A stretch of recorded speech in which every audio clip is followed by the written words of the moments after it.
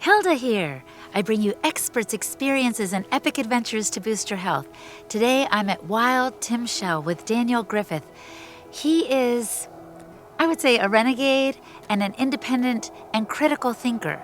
He's also the manager of this land, and his idea is not to simply try to mimic nature's ways, but to let nature take over in a kind of emergent way, to see what nature is going to do. Yes, he's involved on the land and he suggests that people do holistic management, but it's really unique. I'll let him speak for himself. You guys, I'm here with Daniel Griffith on his Wild Timshel wildlands, I would say, and it's been amazing.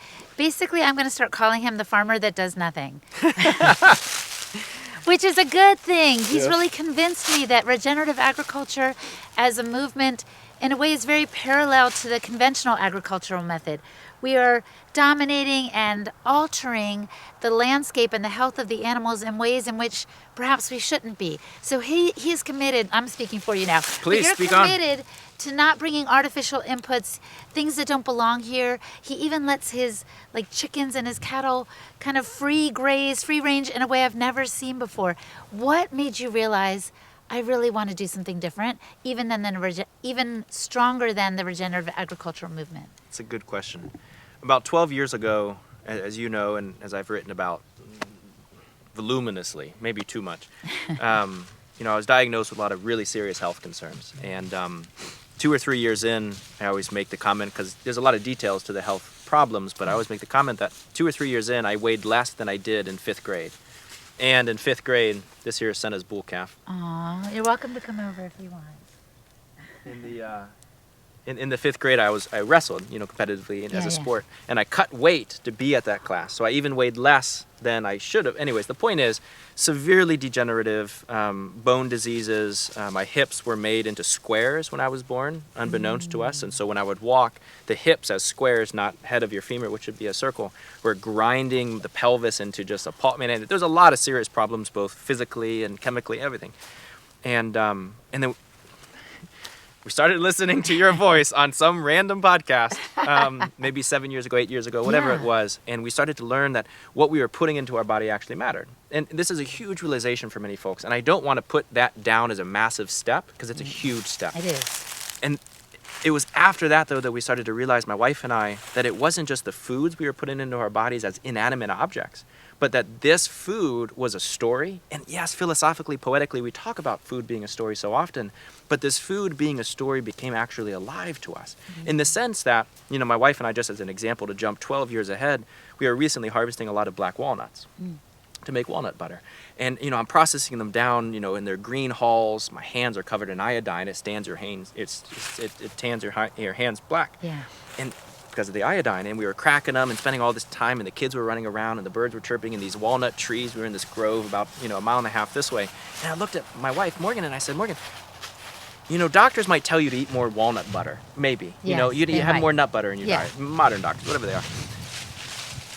And so we as modern, consumers who believe in the health of what we put into our body would go buy walnut butter. Yes, we would. But what about the hours, the dozens of hours you spend in the woods, under trees, serenaded by beautiful songs, letting your children run around, having your hands and your pores in your hands, soaking into your bloodstream all of this iodine, and I can continue on, sitting on the forest floor and cycling that grounded energy through your body right before winter comes to set it. What if that was food? The whole process is included in what nourishes you. Exactly. And so I wrote a book back in 2021 that there's one chapter where I get into this very minimally. But what I always tell people is, there's this quote that it's not what you eat, but what your food eats. Yes. Or what you eat eats. Yes. And that's really important. But what we have to realize is when you're sitting at a table and you're sharing a meal, there are so many lives at that table that you do not see, that if you truly started to understand it, you start putting more chairs at the table because you don't know what else to do. Yeah. Right? The cow has a life that's at that table. It might look dead, but it's still living. And when you incorporate that into your body, it becomes reborn and living through you. And that's just one of the lives. What about the nematode in the soil in that moment where the cow ate the grass that was photosynthetically exchanging nutrients through fungi, through solar radiation and water and atmospheric content and carbon and What about that story? Yeah. Right? And so my point is 12 years ago, we started to care about what we ate. And then we started to realize that what we ate coming from a local environment was better. And then we started to fall in love with the local environment's producers of that food, the farmers. And then we started to realize that we love farming. And then 12 years later, we're standing here on this 400-acre, we call it a wildland because we don't know really else what it is. Rewilding as a term we're starting to use for ourselves. Rewilding as a global phenomena is put up a 10-foot tall game fence, eradicate all the invasive species, take all the humans off, and call that an abundant landscape. Right. I don't really believe that any of those things are abundant. Not if anything that I just said is true. And so we call it rewilding because that's what it is. It's letting this become wild again, right? Yeah. Relearning, you visit our Instagram, you visit our websites, you visit anything, my Substack, and underneath everything that we do, it says happily relearning to be human, or happily relearning what it means to be human. Rewilding, even in some sense, regenerative agriculture, it takes humans and it puts them in a particular spot. Rewilding says, you're over here, you're not included in the spot. Regenerative agriculture says that you are just a land steward and everything else does the work and you just force everything into its little nice and tight spot. Yeah. It's a beautiful hawk, or owl there in the woods. Hear And those are better steps. Just like understanding that the health of the food that you put in your body is equal to your health. Yes. And to some degree, that's a huge step. And again, what regenerative agriculture is doing in the world, I think is so important. It's a huge step forward. What we are concerned with here is what it means to be human in a landscape that still has property boundaries. I wish I could eradicate that. Yeah. We can't. We've tried. Like our neighbors hate when our cows go over there.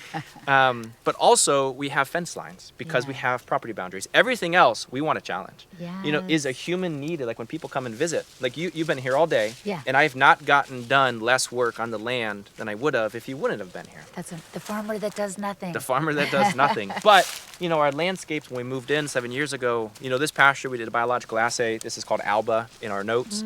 We're in block Alba, if it matters to you. Alba is the scientific name of the white oak, which we're standing underneath.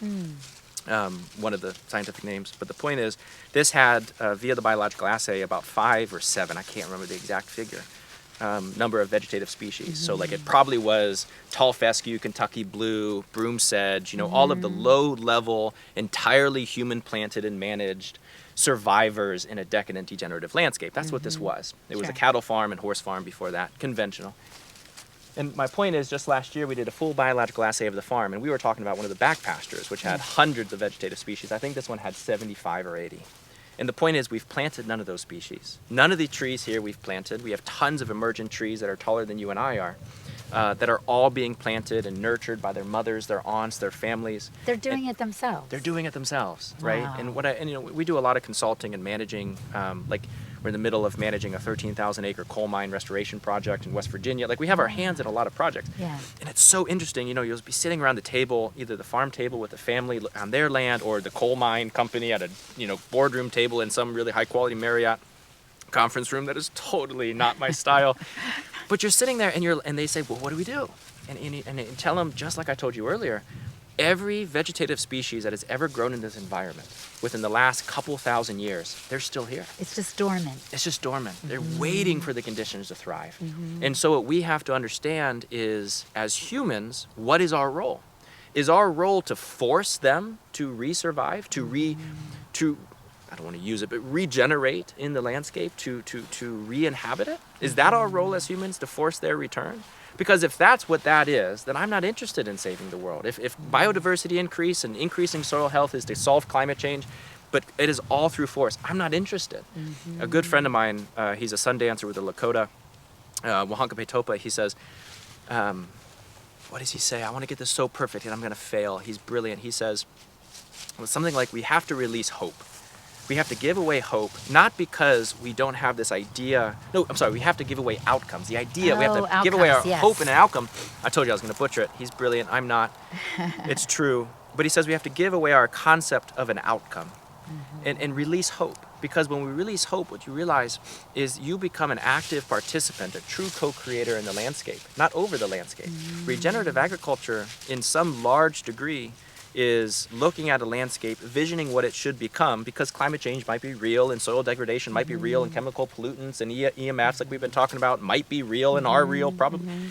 All of those things exist. And because we are so ungrounded as a people, we in my opinion, find grounding We want to be grounded. Like these cows are grounded. This tree is grounded. You and I, not grounded. Not so much. Like I recently learned what my great-grandfather was named. What?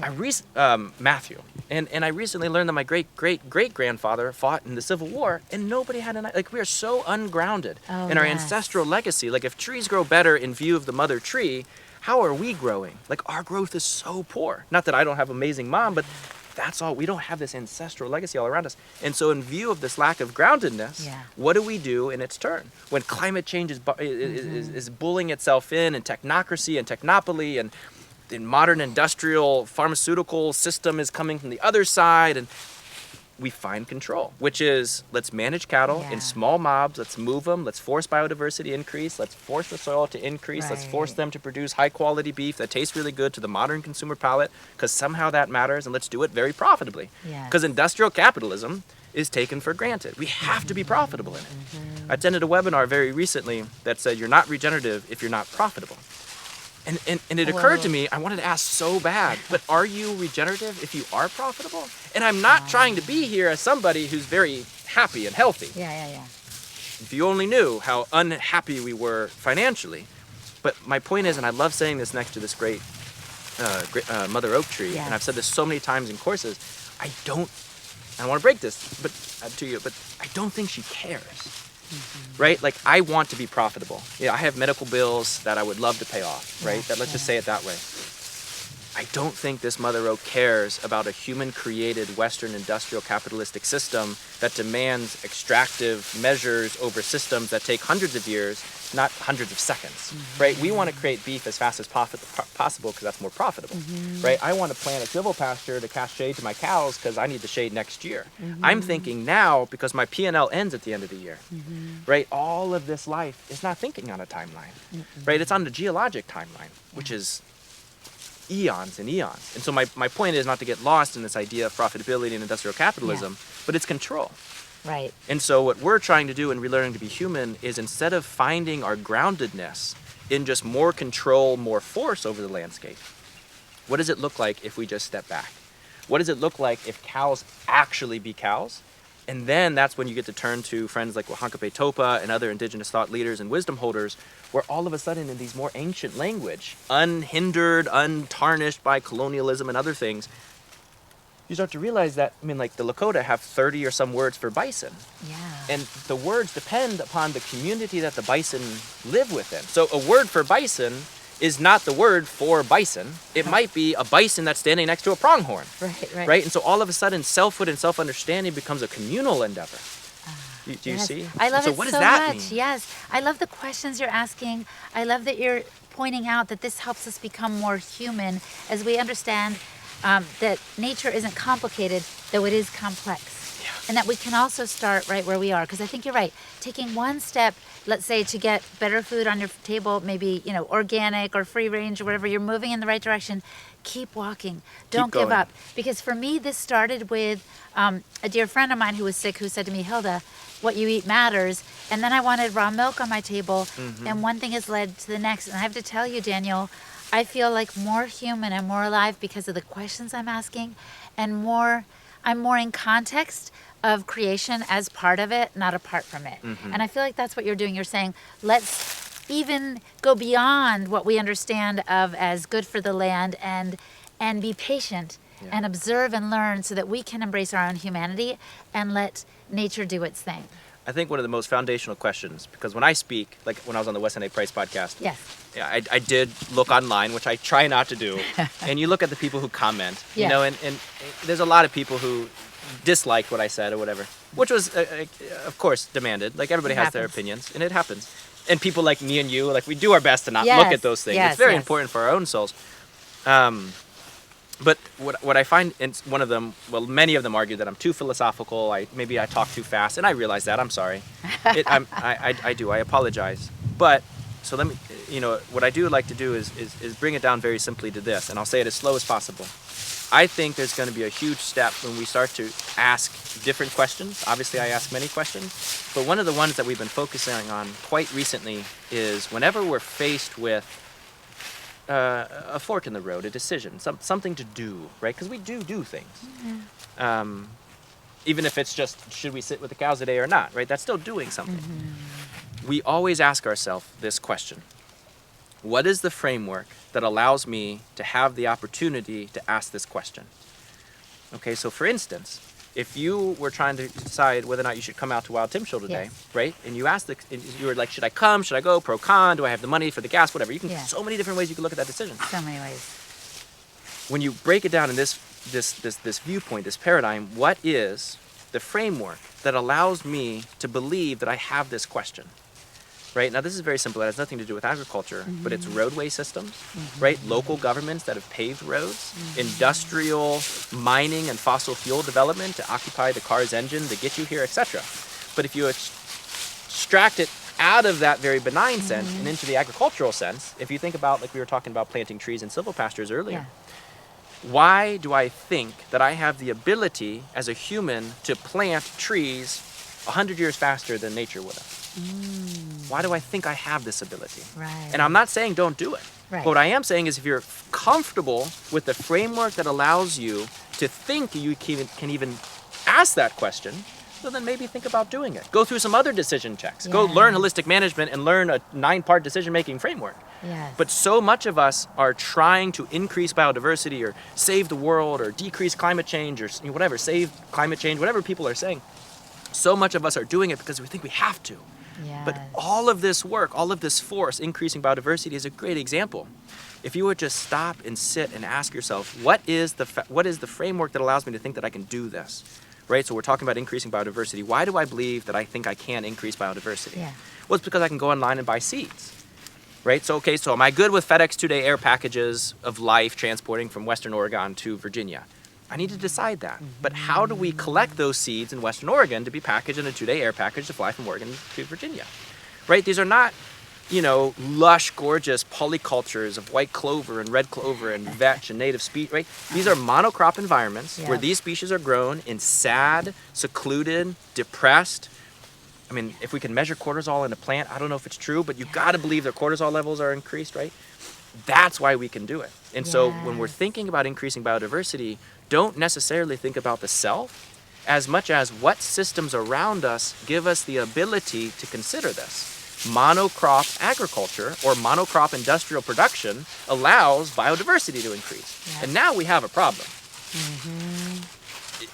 Do we increase monocrop production of life to increase polycultures, and we're comfortable with that, or do we try to find another route?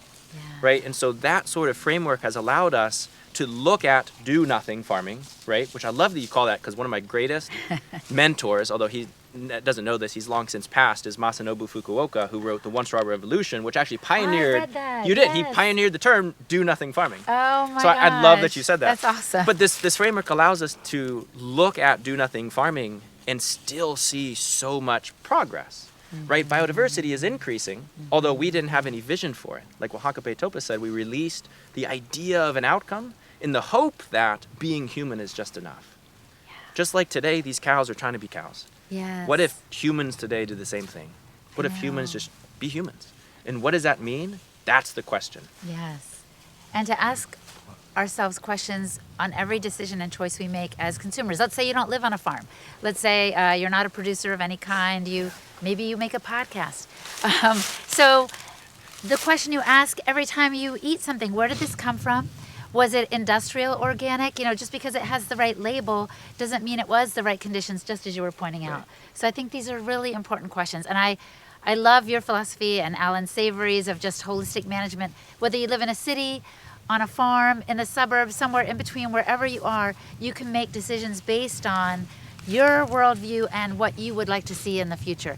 I like the idea about letting go of outcomes, though, but also asking questions that remind us that we're humans and that our choices make a difference for today and tomorrow. Right. And these decisions and choices and questions, they all exist within some unbelievably complex relationship of community or in community.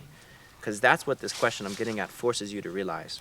When I'm thinking about the biodiversity here, because I look at the frameworks that allow me to consider this, I have to look at my neighbors and their neighbors and the systems that surround them. Because if I'm perpetuating degeneration on your land so that I'm regenerative, I have to now question my regenerative status. Else, this is just extending colonialism. Yep. right? And that's why you say you don't like the fences, because it's kind of a false dichotomy. Exactly. Like mine is better than yours, but no. What about cooperative working and like? Could you imagine connection? walking into a naturopath, whatever, some sort of holistic body worker, and whatever that means, acupuncturist, traditional Chinese medical doctor, whatever it is, and you walk in and they look at you and they say, Hilda, your liver is garbage, 0% activity, but you're healthy, go leave. Right? You would look at them like, no, I'm not paying you. No. You're a farce. You're definitely not educated. You absolutely don't understand holistic medicine. Yeah. Right? But that's what we're doing with the land. Right? When we zoom out and we become a bird, right? Like this landscape is 400 acres at Mist. That guy has 8,000 acres. He has 150 acres, right? You zoom out just a little bit and you realize that the roots, the water, the nutrients that occupy this land also occupy that land. And if that's degenerative, let's call that the liver, but I'm regenerative, call me the heart. Who in their right mind would believe that holistically we're on the up and up? Right. It doesn't make any sense. No. And now if my heart's functioning depends upon the destruction of the liver, now, as a second perspective, second paradigm, we have to ask ourselves another question. Yeah. Am I really regenerative? Because if I rely on degenerative sources, meaning that if the heart has to degenerate the liver to be healthy, is the heart really healthy? Yeah. Right? And these are the questions that we need to be asking. Right. Not, and this is why people, thought leaders in the space looking at soil health, think so lowly of me, and I realize this, but like we're investing all of this time and energy talking about increasing soil health and increasing biodiversity and decreasing climate change and decreasing, a particular kind of atmospheric carbon that occupies the spaces above, like all important considerations. Yeah. But what we have to do is stand back and just ask very simple questions. Yes. What does it mean to be human? And just to use another thing that he said, and I'm rambling and I'll use this as a nice conclusion. But again, Wahakape Topa, the Lakota friend and mentor of mine, he says he doesn't believe that we can save the world. The world's going to end. This is in many indigenous, oral mythologies and religion, spiritual traditions. This is the wisdom that has been held for many generations, that the world continuously is born and reborn. The Lakota, this is the fifth world, where at the end of the fourth world, they believe the fifth world is coming. And I asked him, I said, okay, well, that's petrifying. I have 3 young kids.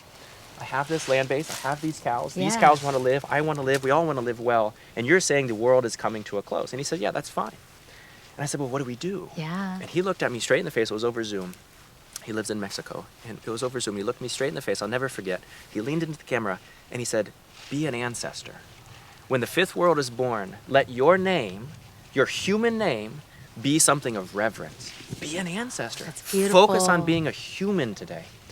I get chills. Yes, right? like the trees you were talking about before, the grandmother oak, like be that legacy and be that one that's carrying it on for the next iteration of the world. Right. Like when your great-great-grandchildren say, Daniel Griffith was my great-great-grandfather, like let them get chills because of the life and the legacy that you left.